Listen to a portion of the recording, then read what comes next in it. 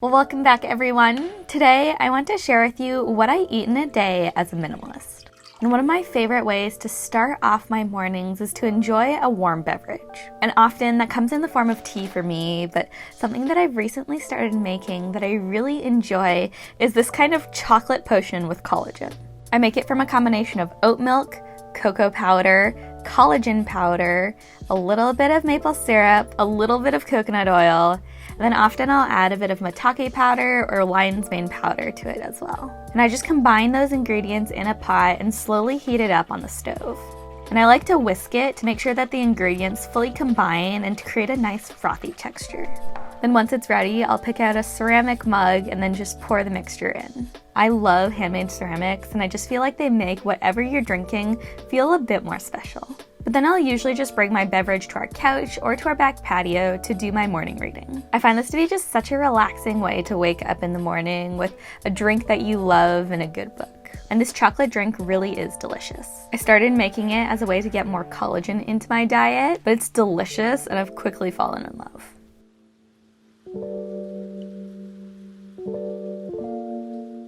And then as I get ready to start work, I often like to make myself a smoothie for breakfast. It's an easy way to get some greens in right at the start of my day.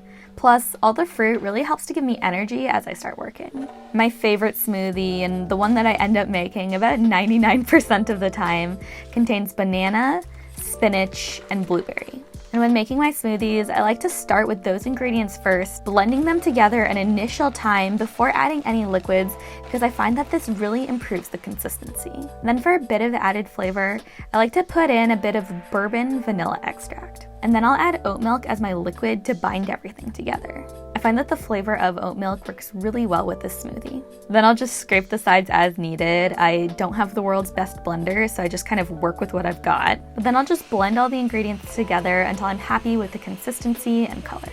And the recipe that I very loosely follow makes about 2 smoothies, which is perfect because I'll usually make one for myself and one for Christopher. And to make drinking a bit easier, I add some glass straws. And then I'll come in, give a quick hello to Christopher, give him a smoothie, and usually get a quick kiss or hug. Then I'll take my smoothie either to my office or to our kitchen so I can begin planning my day. I'll get out my bullet journal and just map out what I want to accomplish for the day while I enjoy my smoothie. This smoothie really is delicious though, and it's something that I just end up coming back to time and time again.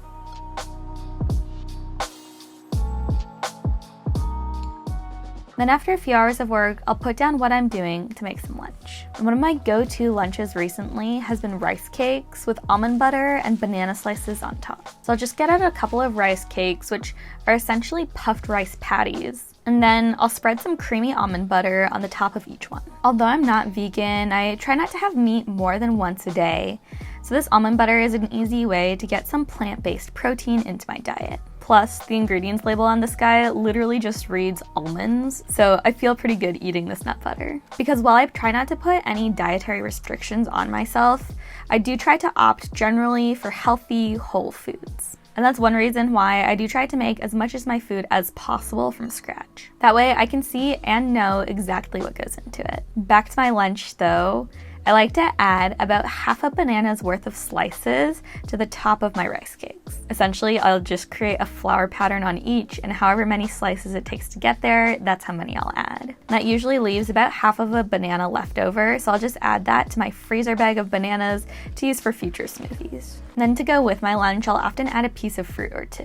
Right now, peaches are in season where I live, and so they taste delicious right now, so I decided to cut up a few of them. And I do frequently like to opt for seasonal fruit as that's often what tastes best and is the least expensive at the grocery store. But that being said, if there isn't a particular seasonal fruit that I'm craving, my go-to to have with lunch or just to snack on in general is probably Granny Smith apples. And of course, staying hydrated throughout the day is so important. I like to fill up this glass tumbler so I can sip on water throughout the day. I don't know what it is, but I find it so much easier to remember to drink water when I have a straw, so this really helps. Then I'll sit down just to enjoy my food and to create a nice natural break in my day. It can be easy to get in the mindset of always being on the go during our workday, and so I love the way that meals just help us to remember to slow down, to pause, and they allow us to recharge. But then after lunch, I'll usually go back to my office, sit down at my desk, and put in a few more hours of work.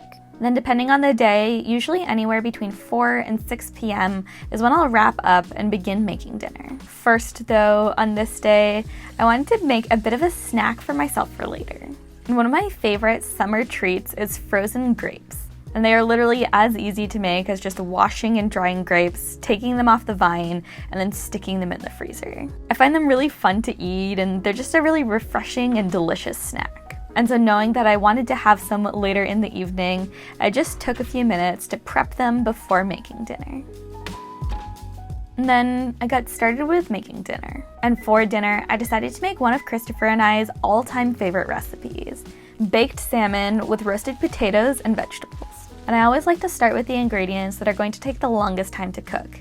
In this case, the potatoes. So I got out 3 Yukon Gold potatoes, which are our favorites, and began cutting them all into small, bite-sized chunks. Personally, I prefer my potatoes being on the crispier side, so I find that cutting them into smaller pieces can help with that. Then once the potatoes were chopped up, I added them to a mixing bowl with a drizzle of olive oil, some salt, and some pepper. And I like using freshly ground salt and pepper because I find it enhances the flavor. Then my secret ingredient for these roasted potatoes is rosemary. And I like to buy whole rosemary and grind it up in my mortar and pestle. I find that it releases the flavor better, and the smaller pieces also enhance the texture. And then I'll just mix everything together to make sure that it's thoroughly combined. And with that, the potatoes are pretty much ready for the oven, but to make cleanup easier, I do like to put down some parchment paper on my baking tray and to spray it down with a bit of this olive oil spray just to make cleanup easier. But then I'll just pour out the potatoes, trying to spread them out evenly so there's just a single layer of potato. This helps them to cook more quickly and evenly. But then these are ready to go in the oven and roast for about 40 to 50 minutes.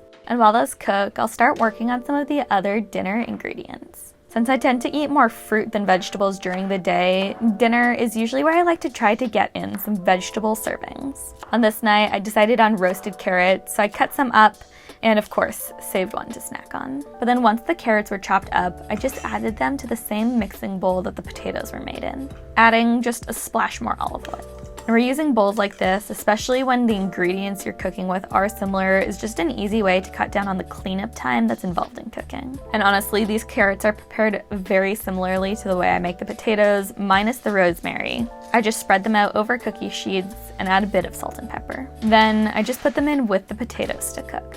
And the salmon is actually one of the fastest elements in this meal to cook, which is why I like to save it for third. And the preparation of the salmon has a lot of similarities to the way that I cook the potatoes. I'll first lightly cover each piece in olive oil, and then add salt and pepper to each fish. And again, I'll add crushed rosemary to the salmon. But then where my preparation of the fish does start to differ is that I love to add lemon to the top of my salmon. I really love the flavor that it adds to salmon in combination with garlic. I'll use my garlic press to crush about 3 cloves of garlic for 2 pieces of salmon. And I like to just lightly cover each piece of salmon with the garlic, and then over top of that, squeeze the lemon juice from each slice of lemon, and then lay the lemon slice on top. I find this really brings out the flavor of the salmon, and I have to say, I honestly love my salmon so much that I've stopped ordering it at restaurants because I think mine is better. Then I'll just put the salmon in to cook.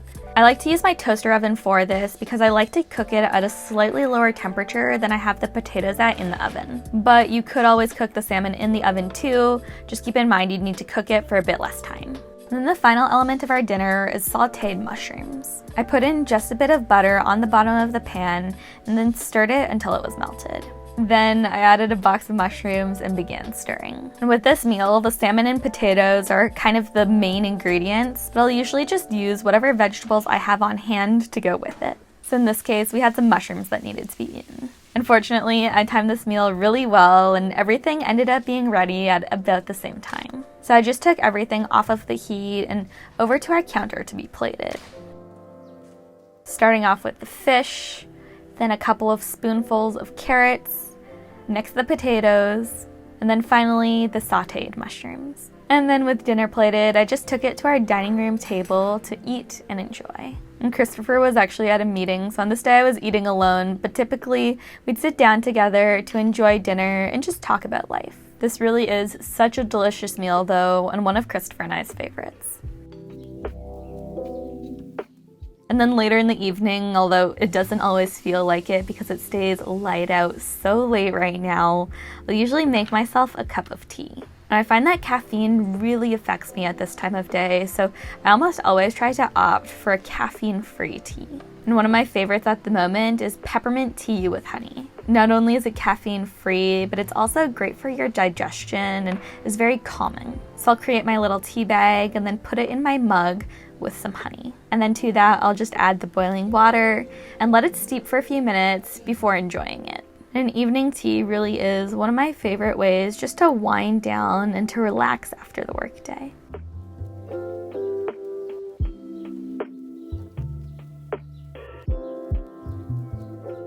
But then I also have a massive sweet tooth, so dessert is usually something that happens in the evening as well. I love chocolate, especially dark chocolate, and so I'll often have a square or two of dark chocolate to enjoy after dinner.